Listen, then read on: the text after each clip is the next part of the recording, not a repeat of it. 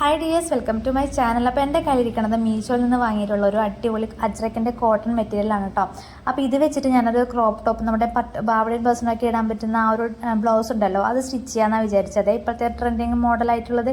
അപ്പോൾ അതിൻ്റെ ആ ഒരു മോഡൽ ഇനി പുറത്തുനിന്ന് സ്റ്റിച്ച് ചെയ്യുമ്പോൾ അതിൻ്റെ റേറ്റ് കേട്ടപ്പോൾ സത്യം പറഞ്ഞാൽ എൻ്റെ കണ്ണുകളി. ഇപ്പോൾ ഞാൻ വാങ്ങിയ തുണിയേക്ക് ഈ ഒരു മെറ്റീരിയലിനേക്കാളും 4 ഇരട്ടി റേറ്റൊക്കെയാണ് അവർ തയ്യൽക്കൂലിയായിട്ട് ചോദിക്കുന്നത്.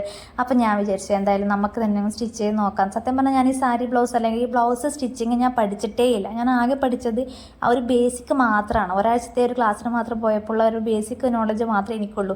ഈ സ്റ്റിച്ചിങ്, ബ്ലൗസ് സ്റ്റിച്ചിങ് എന്ന് പറയുന്നതിന് അതിൻ്റേതായ ടെക്കും കാര്യങ്ങളൊക്കെ കൊടുത്തിട്ട് അത്രയും പെർഫെക്റ്റ് ആയിട്ട് മാത്രമേ സ്റ്റിച്ച് ചെയ്ത് പഠിച്ചാൽ മാത്രമേ നമുക്ക് ആ സാരി ബ്ലൗസൊക്കെ സ്റ്റിച്ച് ചെയ്യാൻ പറ്റുള്ളൂ. പക്ഷേങ്കിൽ പുറത്തെ റേറ്റ് കേട്ടപ്പോൾ ഞാൻ വിചാരിച്ചു നമുക്ക് തന്നെ ഒന്ന് സ്റ്റിച്ച് ചെയ്ത് നോക്കാം. അത് അങ്ങനെ നടത്തിയൊരു സ്റ്റിച്ചിങ് ആണ് കേട്ടോ. സത്യം പറയാൻ എനിക്ക് നല്ല ടെൻഷൻ ഉണ്ടായിരുന്നു. കാരണം എന്താ പറയുക, ഞാൻ സാധാരണ സ്റ്റിച്ച് ചെയ്യുന്നത് പഴയ സാരിയിലൊക്കെ ആണെങ്കിൽ കുഴപ്പമില്ല.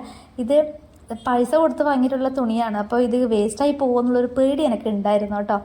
ഏതായാലും ഞാനൊരു 1-2 വീഡിയോസൊക്കെ കണ്ടിട്ട് അതിൽ കുറച്ച് കാര്യങ്ങളൊക്കെ ഒന്ന് നോട്ട് ചെയ്ത് വെച്ചിട്ട് അതുപോലെയൊക്കെ ഒന്ന് സ്റ്റിച്ച് ചെയ്ത് നോക്കാമെന്ന് വിചാരിച്ചു. ഏതായാലും എനിക്ക് നല്ല രീതിയിൽ തന്നെ കിട്ടിയിട്ടുണ്ട്. അതുകൊണ്ടാണ് ഞാൻ ധൈര്യത്തിൽ പോസ്റ്റ് ചെയ്തത് കേട്ടോ.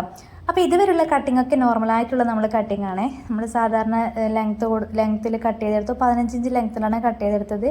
ഞാൻ വീനക്കാണ് കൊടുത്തത്. 7 ഇഞ്ച് ലെങ്ത്തിലാണ് വീനക്ക് ലെങ്ത്ത് കൊടുത്തത് കേട്ടോ. അപ്പോൾ അതുവരെയുള്ളതൊക്കെ നോർമലായിട്ടുള്ളൊരു കട്ടിങ് അളവ് കാര്യങ്ങളൊക്കെ മാർക്ക് ചെയ്ത് കൊടുത്തതാണ്. പിന്നെ ഞാനിത് അത്ര ഡീറ്റെയിൽ ആയിട്ട് പറയാത്തത് ഞാൻ പറഞ്ഞല്ലോ, ഞാൻ അത്ര പെർഫെക്റ്റ് ആയിട്ടുള്ള ടൈലറൊന്നും അല്ല. അപ്പോൾ ഞാൻ പറയുന്നതിന് എന്തെങ്കിലും മിസ്റ്റേക്ക് വന്നു പോയിട്ടുണ്ടെങ്കിൽ ചിലപ്പം അതൊക്കെ തെറ്റിപ്പോയാലൊന്നും പേടിച്ചിട്ടാണ് കേട്ടോ.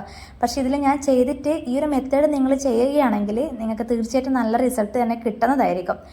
പിന്നെ ഞാൻ ചെയ്തത് ഇതേപോലെ ഷോൾഡറിന് താഴേക്ക് ഒരു 10 ഇഞ്ച് ലെങ്ത് ഒന്ന് മാർക്ക് ചെയ്തു. എന്നിട്ട് നമ്മുടെ സെൻറ്ററിൽ നിന്ന് ഒരു 3.5 ഇഞ്ച് ഇതേപോലെ ആ ഒരു 10 ഇഞ്ചിൻ്റെ കണക്കായിട്ട് ഒരു 3.5 ഇഞ്ച് കൂടി ഞാൻ മാർക്ക് ചെയ്തെടുത്തു കേട്ടോ.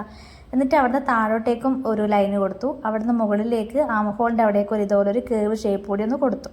പിന്നെ ഒരു ഇഞ്ച് താഴെ നിന്ന് അങ്ങോട്ടേക്ക് മാർക്ക് ചെയ്തിട്ട് ഇതൊരു ടക്കിട്ട് കൊടുക്കാൻ വേണ്ടിയിട്ടാണ് ഇതുപോലെ ഒന്ന് ക്രോസ് ആയിട്ടൊന്ന് വരച്ചു കൊടുത്തു കേട്ടോ.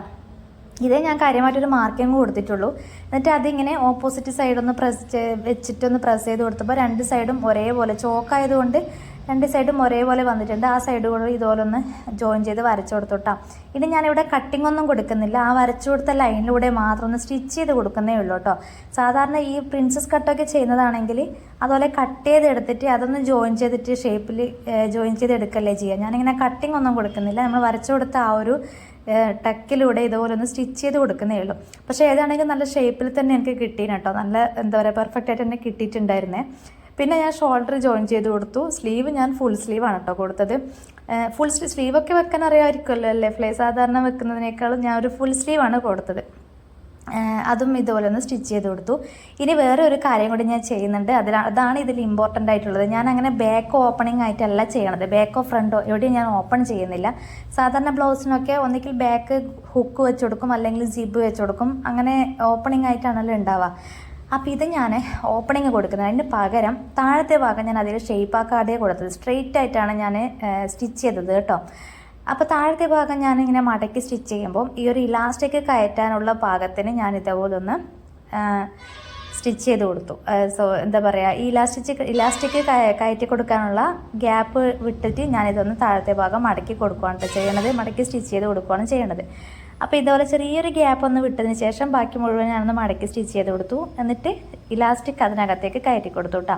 അപ്പോൾ ഇലാസ്റ്റിക്കിൻ്റെ അളവ് എടുക്കേണ്ടത് നമ്മുടെ ഹിപ്പിനേക്കാളും എന്താ പറയുക ഒരു 3/4 ഇഞ്ചോളം പകുതിയോളം അത്രത്തോളം ഇലാസ്റ്റിക് എടുത്താൽ മതിയാകും. അപ്പം അതിൻ്റെ ഭാഗം ഇതുപോലെ ഒന്ന് ചെയ്തപ്പോൾ നമുക്ക് ഇടാനും ഉരാനും അതിൻ്റെ ഒരു വിഷമം ഉണ്ടാവില്ല കേട്ടോ. ഇലാസ്റ്റിക് വെച്ച് അടിച്ചതാണെന്ന് പറയത്തുമില്ല. അത്രയും പെർഫെക്റ്റ് ആയിട്ട് കിട്ടിയിട്ടുണ്ട് കേട്ടോ. അപ്പോൾ ഇതാണ് നമ്മുടെ ബ്ലൗസിൻ്റെ ഫൈനൽ ലുക്ക് എന്ന് പറയണത്. അപ്പോൾ ഈ വീഡിയോ ഇഷ്ടപ്പെട്ട ഒന്ന് ലൈക്ക് ചെയ്യണേ.